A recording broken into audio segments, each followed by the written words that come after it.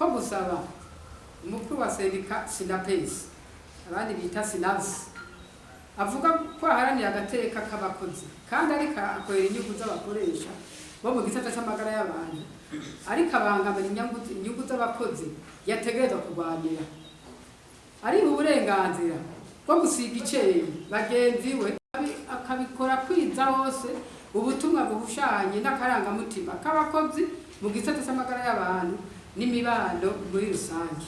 Yitwa Bukuru Maria ni umukuru wa SNTS. Aha rero hari mu kiganiro n'abamenyeshamakuru aho yariko ashikiriza ingorane abavuzi bahura nazo mu gihe bariko barangura imirimo yabo, akifuza rero ko izo ngorane zitora umuti kugira ngo abavuzi bakore borohewe gutyo bagwize umwimbu nk'uko bitegerezwa. Reka rero twumvirize Bukuru Maria, hari n'ibindi bitari bike yashikirije vyerekeye ingorane z'abavuzi. Umwaka w'2006 amashyirahamwe y'abakozi bo mu bushikiranganji bw'amagara y'abantu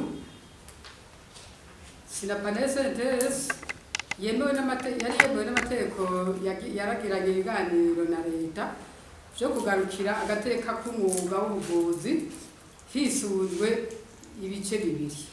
Ubwa mbere kugarukira amategeko yotunganya uwo mwuga wo kuvura bijanye n'uko ubuvuzi busanzwe butunganijwe. Ubwa kabiri gutunganya gushasha agahembo k'abavuzi bo mu bushikiranganji bw'amagara y'abantu no kurwanya kiza sida. Ibyo biganiro bikaba byamaze imyaka irenga 2 ata masezerano yumvikanyeko. Muri ico gihe hakaba haratunganywa kenshi hagarikwa k'akazi mu gihugu cyose no mu bisata byose by'ubuvuzi. Muri Kigarama mu mwaka wa 2008 leta y'u Burundi yemeye ibiganiro byari bihagarikiwe n'abahuza babiri. Uwahoze ari umukuru w'igihugu umushingantahe Ntibantunganya Sylvestre n'umushingantahe Kavumbagu Jean Marie Vianney. Ibyo biganiro bikaba byamaze amezi arenga 4 hagati y'abaserukira leta y'u Burundi n'abaserukira abakozi mu gisata cy'ubuvuzi. Havuye rero hategwa k'igikumu ku masezerano ku byo bumvikanye. Ibyo nabyo bikaba byari mu bice ibiri. Umuce wa mbere isubirwamo ry'amategeko y'umwuga w'ubuvuzi. Igice cya kabiri uturusho ariko bakora kwitubushyiruka bute tworoswa abakozi bo kwa muganga. Ayo masezerano akaba yashitswe ko hisunzwe ubudasa bw'ubuvuzi n'iyindi myuga. Twomenyesha rero ko ayo masezerano uko ari abiri yashitswe k'igikumu akomoka ku biganiro hagati ya leta n'abaserukira abakozi icyo bita convention collective mu rurimi rw'igifaransa. Ayo masezerano rero yaciye agirwa n'itegeko nomero 1 akakwego kamanuka 2004 kuko kwigenekerezo rya kabiri gitugutu umwaka wa 2009 byashizwe ko igikumu n'umukuru w'igihugu gutyo amategeko adasanzwe yo mategeko y'abakozi ba leta agenga abakozi bo kwa muganga. Mu gushiraho ayo mategeko hakaba hisunzwe ubudasa bw'abakozi n'iyindi migwi y'imyuga hihejwe na cyane ibikurikira. Mu Burundi abakozi bo mu buvuzi ni bake cyane hisunzwe amategeko ajanye n'itunganywa ry'ubuvuzi. Usanga rero abakozi bakora amasaha y'umurengera ku munsi bakarara kw'ijoro haba mu minsi y'akaruhuko k'abandi bakozi. Kenshi rero bagakora amasaha mbere hafi 28 kuri 28 bakagira uburuhe bwinshi cyane bigatuma ari bamagara make, bigatuma kandi bandura indwara nyinshi cyane ntibarambe kubera uburuhe budasanzwe. Hagati ako rero na ntaryo bakira abagwayi b'indwara zitandukanye zandukira ndetse n'ibiza. Aho twovuga nk'akarorero indwara ya VIH sida, indwara z'igitigu bita mu gifaransa hepatite, indwara ya Ebola, amacinya, kolera, covid, paludisme, ibyo n'ibyo tudonda kugira. Murazi indwara nyinshi zandukira. Abakozi bo kwa muganga n'abakozi badafata uturuhuko ku ndwi canke ku mwaka konje, ariko murazi ko mu bindi bisata barafata uturuhuko ku munsi wa gatandatu no kuwa Mungu bakaruhuka. Baraja mu byo twita vacances gatatu canke kane mu mwaka. Abakozi bo kwa muganga rero bemeye kwitanga, leta rero yo muvyeyi w'abakozi bose nayo ikabashigikira. Umwuga w'ubuvuzi dusanzwe nk'uko kandi byemezwa n'amategeko mpuzamakungu atunganya ubuzi bwo kw'isi yose OIT. Umuvuzi yamana umwitwariko mwinshi bita mu gifaransa stress, bigatuma yandura indwara z'umwitwariko. Yama kandi hafi y'ibikoresho by'ubuhinga, ivyo navyo bikaba bibangamira amagara y'umuvuzi mu gihe ariko arabikoresha. Umwuga w'ubuvuzi dusanzwe kandi akarangamutima kabo gasaba no mu bihe by'intambara bitanga cyo kimwe n'abarwayi mu kuvura bose, abakomeretse n'izindi ndembe, kandi kenshi ndetse ugasanga n'ibikoresho bidakwiye iyo bari mu rugamba. Ivyo rero bakabikora bitabitanga haba ku mutaga canke mw'ijoro. Muri uko kwitanga bikaba bituma n'imiryango yabo ikorwako. Iyo habaye isanganya Imana igahamagara umurwayi, kenshi abavuzi baraturubikwa n'abenegihugu ndetse n'indongozi. Ivyo rero bikaba kubera ukutamenya, kuko mu buvuzi bitunganije neza ku mategeko. Ariko rero ingene umuvuzi yigenza mu kazi, nk'uko yaba umurwayi cyangwa umurwaza yategerezwa yaba umurwayi cyangwa umurwaza yategerezwa kwigenza. Ivyo rero n'ibindi nivyo leta yagize ku mwihwezo yo nyene, yemera ibiganiro n'amasendika, hashikwa ko amasezerano yatewe kw'igikumu n'izo mpande zose uko ari zibiri. Kubera leta iriko irashira mu ngiro umugambi wo gutunganya imishahara y'abakozi ba leta, yafashe ingingo yo guhagarika gufuta amasezerano yagiraniye n'amasendika yo mu gisata c'amagara y'abantu ari mw'ibwirizwa inomero 1/2024 yo kuwa 2 Gitugutu umwaka w'2009, itanagishije inama canke ingina bamenyeshe abaserukiye ayo masendika, inabimenyesha abaserukiye ayo masendika y'abakozi yashize igikumu kuri yo hamwe na leta. Amateka avuye mu biganiro ahindurwa biciye kandi mu biganiro by'abashizeko ibikumu bose mu mateko y'igihugu, nk'uko tuyasanga mu gitabo ca 3 c'amateko agenga amatati, mu gifaransa Code Civile Livre 3, mu ngingo yayo ya 33 n'iya 34 havuga ko ingingo ya 33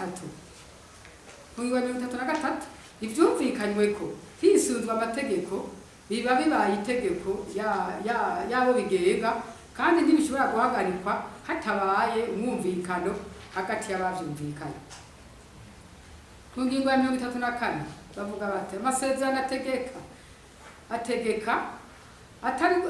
atari gusa kubiyavuzwemo, ariko kandi kubijanye byose n'ubungane, ugukoresha canke itegeko ritegeka kuvyubahiriza bikurikije uko iryo tegeko ryubatse.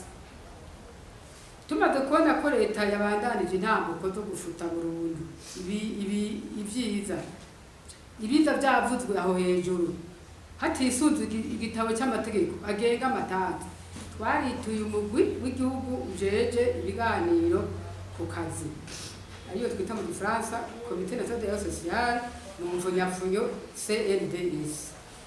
Naho twituye uwo mugwi, intambuko zo gufuta ibyo bwirizwa zirabandanya, n'inama nshingamateka iheruka kwemeza integuro y'ibwirizwa rihindura ibwirizwa nimero 1/2028 yo kuwa 23 Myandagaro 2006 rijanye n'amateka agenga abakozi ba leta, inyuma yo kuryunganira mu kongeramwo ingingo zimwe z'itegeko nomero 1/2008 yo kuwa 2 Gitugutu umwaka wa 2024 zijanye n'ingingo zidasanzwe n'amategeko agenga abakozi mu gisata c'amagara y'abantu. Aho tutatahura ku bwa leta ibijyanye n'igisata c'amagara y'abantu cisangije vyoba biri gusa mu bikorwa vyabo vya misi yose be n'ingingo zo guhana ibiba bitagenze neza. Integuro y'ibwirizwa rihindura ibwirizwa inomero 1 agakwego kamanuka 28 yo kwa 23 Nyandagaro 2026 rijanye n'amateka agenga abakozi ba leta kuko ryemejwe n'inama nshingamateka ritegeka ko imirimo imwe leta itazoyihembera abakozi bakora umwuga w'ubuvuzi. Tubona ko iryo tegeko ryirengagiza ingingo ngenderwako z'amategeko agenga akazi nk'ibijyanye no kwitanga kudasanzwe, amasaha arenza yategekanijwe, akazi k'ijoro n'ibindi. Tubona ko ari ugushaka gukoresha umukozi birenze ingufu ziwe, bikaba bizana ingaruka mbi ku bakozi zo kudahukirwa no kwihebura kubera ingufu n'utwigoro twabo bitaba bihawe agaciro bikwiriye. Inkurikizi zoba mbi cyane kubera ko abakozi bo mu gisata c'amagara y'abantu bazoba bashizwe ku rugero rumwe n'abandi bakozi ba leta kubera ko bobo aho bakorera mu masaha aho bakorera nta masaha arenga ayatekanijwe bakora, nk'amazamu y'ijoro canke y'umurango bakora, nta kazi k'impera y'indwi kuwa gatatu no kuwa Mungu n'imisi y'akaruhuko, nta bihe ku kazi byo kwitanga bidasanzwe urgence. Umwuga w'ubuvuzi ugira impanuka nyinshi. Kuririmba imisi yose ko dushaka ibikorwa byo kuvura neza dufise amategeko adaha agaciro abakora umwuga w'ubuvuzi biba ari birushane. Ingufu, urwenge canke ikinyoma turiko turabona mu kwemeza inyungu abakozi bo mu gisata c'amagara y'abantu baharaniye ko bazozigumana si ingendo nziza yo gutsimbataza umwumvikano n'amahoro mu kazi bose bipfuza. Amashami y'abakozi SINAPA na SNTS arashimira cyane nyene iteka umukuru n'amashingamateka we yagaragaje umwitwararika afise ku kibazo byo mu gisata c'amagara y'abantu, ari ku bibazo byo mu gisata c'amagara y'abantu, ariko bikaba atari ko byagenze ku bagize umugwi wamaho ujejwe ibibazo by'imibano be no ku bandi bagize inama nshingamateka. Kandi iyo nteguro y'iryo bwirizwa ryarigeze kugarukanwa muri leta ngo habe kuryihweza mu buryo bwimbitse kugira bashikirize umuti yawo wotangirwa ico kibazo inyuma yo kugisubiza mu nama nshingamateka. Tuboneye akaryo ko gusaba umukuru wa sendika SINAPES abandi bita SINAVS avuga ko aharanira agateka k'abakozi kandi ariko akorera inyungu z'abakoresha bo mu gisata c'amagara y'abantu, ariko abangamira inyungu z'abakozi yategerezwa kurwanira. Ari uburenganzira bwo gusiga iceri bagenzi we akabikora kwiza hose ubutumwa buhushanye n'akarangamutima k'abakozi mu gisata c'amagara y'abantu n'imibano muri rusange. Ivyo navyo bikaba ari uguhemuka mu bijanye no guharanira agateka k'abakozi. Biratangaje kandi kubona yishize hejuru yakabwi kihaye kuburizamwe umugambi w'inyigisho zo kuduza ubumenyi bw'abavuzi b'aba mu kwanguha yuko abo bakozi bakora neza gusumbya ngo mbere abade n'abaheje kaminuza. Ico ni kinyoma kitagira izina kugira ngo abo bavuzi bo muri ubwo rwego ntibatera imbere mu bumenyi kubera imvo zo kurwanira kuguma hejuru y'abakozi bo mu gisata c'amagara y'abantu. Tuboneyeho kwibutsa ko urwango no gucanisha mu bakozi atanu umwe azovyungukamo. Tumusabye ko yokwikebuka niyaba koko arwanira agateka ka bene wabo. Mu gusozera amashami y'abakozi SINAPA na SNTS amenyesha abarundi n'amakungu ko leta yerekanye ako karorero ko kudaha agaciro ibiganiro hatagira ico ikoze azofata ingingo yemererwa n'amategeko. Kubw'amashirahamwe yakoze mu gisata c'amagara y'abantu, umushingantahe Hakizimana Merance, umukuru w'ishyirahamwe rya Sinapa ku rwego rw'igihugu, umufasoni mukuru Mari, umukuru w'ishyirahamwe SNDS ku rwego rw'igihugu, murakoze, Imana ibereze.